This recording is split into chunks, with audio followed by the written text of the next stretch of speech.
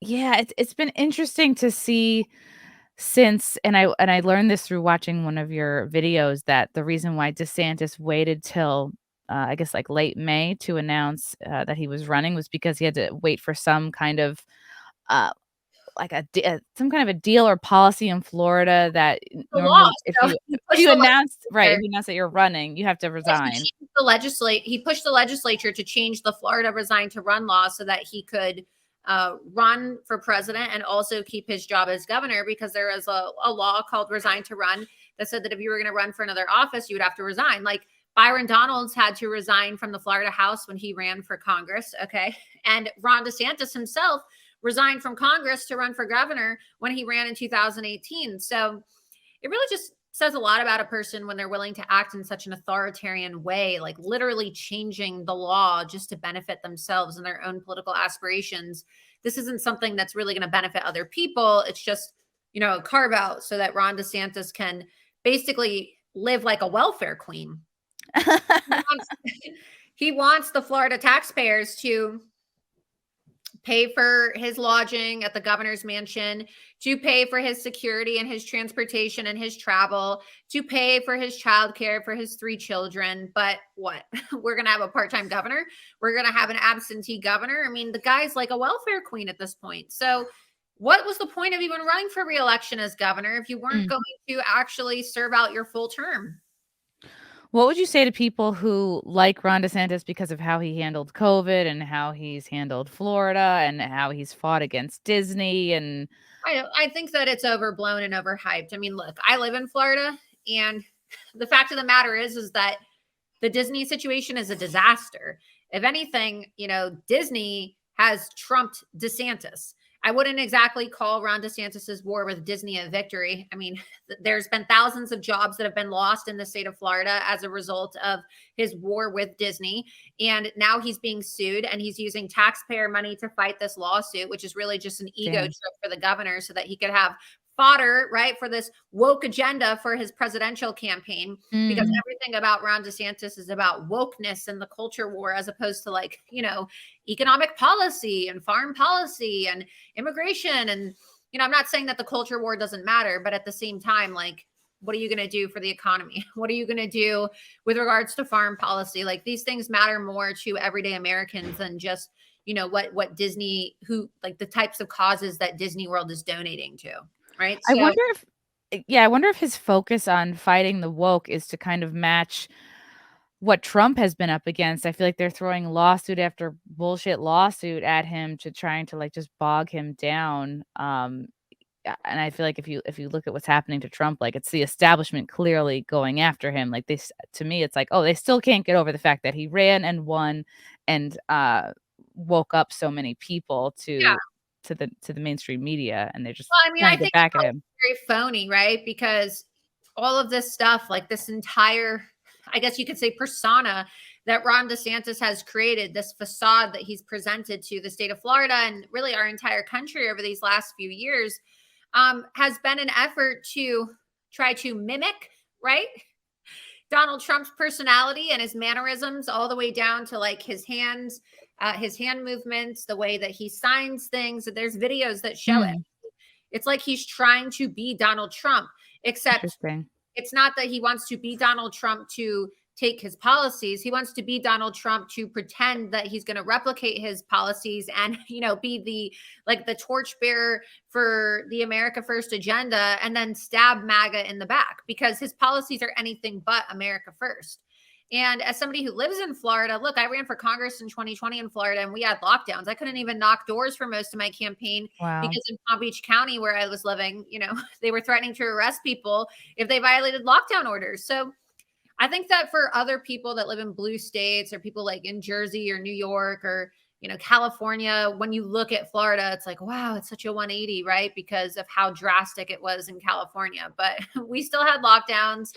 The governor was still a Mhm. vaccine salesman.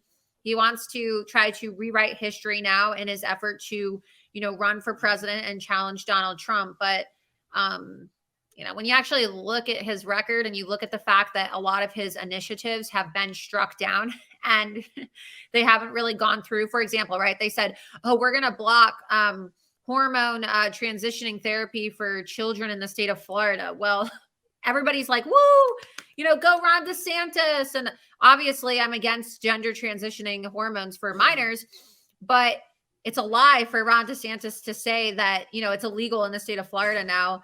A court just struck it down. So, Ron DeSantis says one thing, but then doesn't actually want to address the follow-up or the follow-through, right? Like he did this with the big tech legislation where he said, oh yeah, it's now illegal in the state of Florida and for candidates to be censored and deplatformed by big tech. But then my campaign, both of them were completely censored and deplatformed by big tech. And he never said a word about it. Just like he's saying now, my digital bill of rights is going to hold these companies accountable. But, where were you when this was actually happening, right? Like anybody can say they're going to do anything when they're running for office. But when you actually had the opportunity to do it, how come you didn't do it? And it's because Ron DeSantis is like a Democrat in the sense that he enjoys weaponizing the agencies and the federal government, not the federal government, but state government, just like the federal government is weaponized against conservatives. I think that Ron DeSantis has this like very, authoritarian mindset. And he like kind of like a dictator complex in a sense. And he's known for being very vindictive and like weaponizing state agencies against his own political opponents. And like he just did this recently with the Florida Republican legislature, pretty much strong arming all of them saying, you're going to endorse me for my presidential run. And if you don't, we're not going to support your legislative efforts.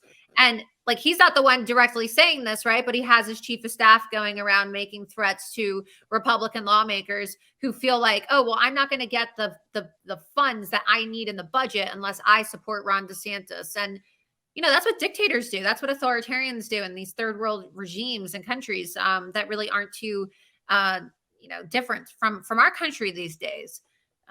And I just wish that, people would take time to do the research themselves instead of just listening to what Fox News tells them, because, Fox is essentially the DeSantis news network now. You have Rupert Murdoch, who owns Fox and Wall Street Journal and New York Post. And, they just gave him a multi-million-dollar book deal. And, your average person doesn't know that all of these media entities are owned by the same person who has publicly stated that he wants to work against President Donald Trump and, invited Ron DeSantis to his ranch in California, where he said that they were going to dedicate all their resources and their media platforms from the Murdoch empire to help Ron DeSantis get elected as president. Wow.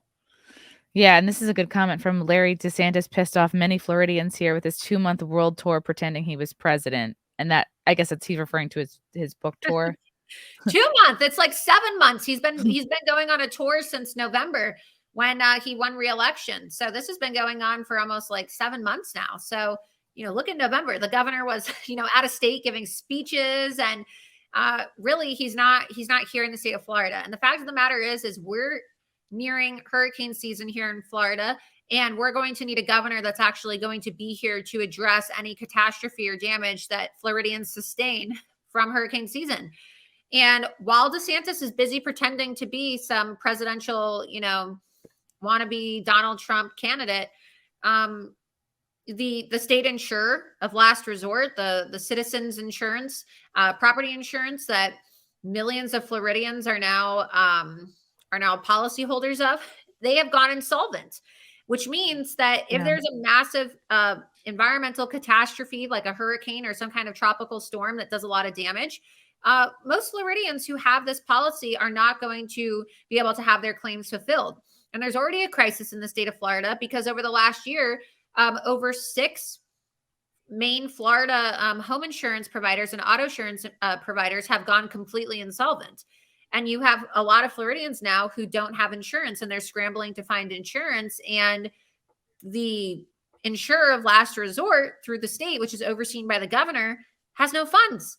And what is the governor doing about it? So I think there's going to be like a massive foreclosure crisis, a massive crisis. And, I know this is heavy for usually the kind of stuff you probably talk about on your show. No, this is good. This is really good because I feel like so many people are DeSantis. It's just if you don't like Trump's personality, right? But you still want to vote Republican. They say, he's Trump without the baggage. Actually, no, he's not Trump at all. Like, that's the image and this facade that I'm talking about that the media has been trying to create for him over these last few years. But it's all been done intentionally. It's almost like he's some type of Manchurian candidate in the way that they've been like grooming him. And now with the indictments coming for President Trump, it's almost like this has all been orchestrated. And you see reports from over a year ago where, there are reports that came out that showed that Ron DeSantis was waiting for Trump to be indicted because then he was going to, come out from the shadows and run for president and stab him in the back. And that's exactly what's happening. All of these people should be standing by President Trump right now. It doesn't matter if you think he's too brash. It doesn't matter if you don't like his personality or, you think he's offensive or a mean or a bully. The fact of the matter is if the United States government can get away with weaponizing their entire system, law enforcement and the DOJ and our whole justice system, rather a system of injustice, okay, in its present current form, then what's to say they're not going to come for you and your family next? If they can get away with doing this to a sitting United States president and, the leading GOP contender for president and, one of the most powerful people in the world, then what's going to stop them from coming after you? And that's why President Trump always says, I'm just standing in between you and them. Right. Because once he's gone, then it's game over. And they can get away with anything. No one's going to push back against what's happening to Trump. Jeez, this is quite the screen name here.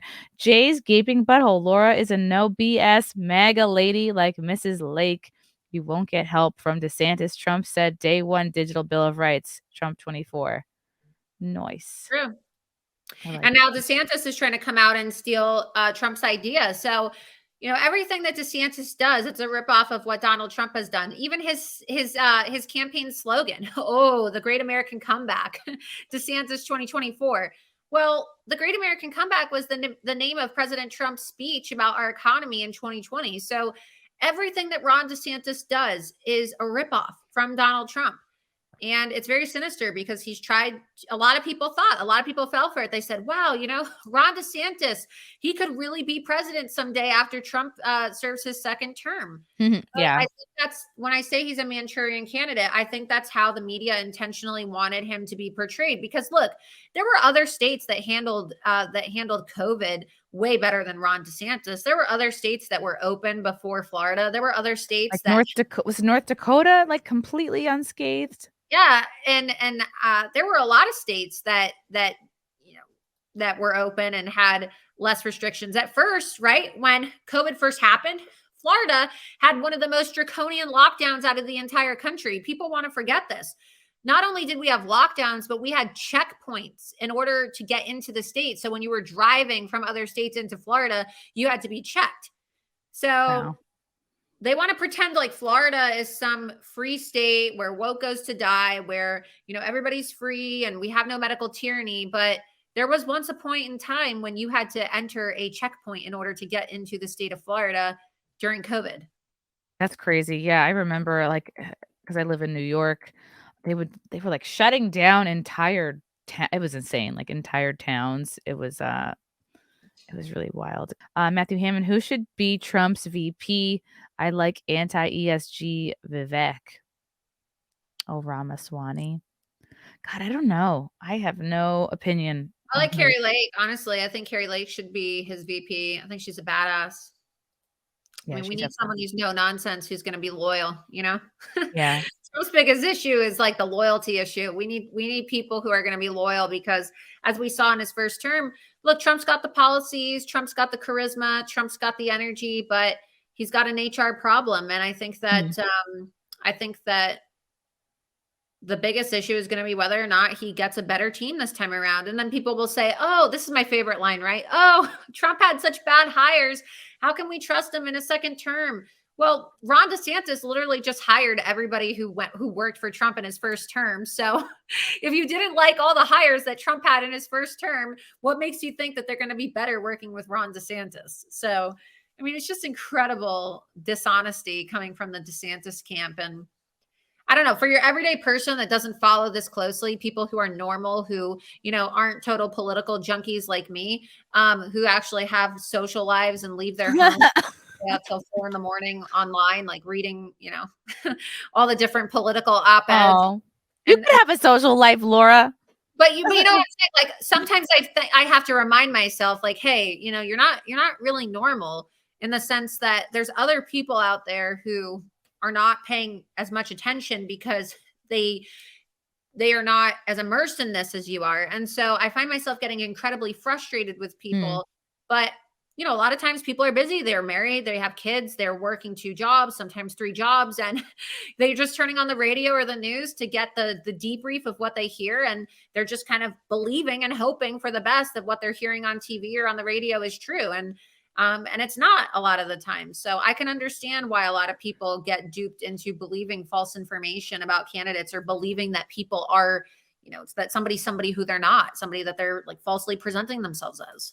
I agree, and I have to remember, like, right, most people have. I mean, I was that person too with a 9 to 5 until I got fired December of 21 from my day job. I worked for a corporate media company. I wouldn't take the jab, so I was like, "I guess I'm done. I guess I'm doing full-time comedy and podcasting now," which is, like, was such a blessing and needed to happen. But I understand, like, yeah, most people, they're working, they have kids, they're married, they have maybe a sick, elderly parent, and you have, like, the bandwidth for information is so small. Maybe they can Right. donate 10% to figuring out what's going on, Yeah. in politics, and that's why with the mainstream media, their role was so damaging, because there's so many people who just think, oh, Trump, like, mean tweets and all these lawsuits, and oh God, like, just.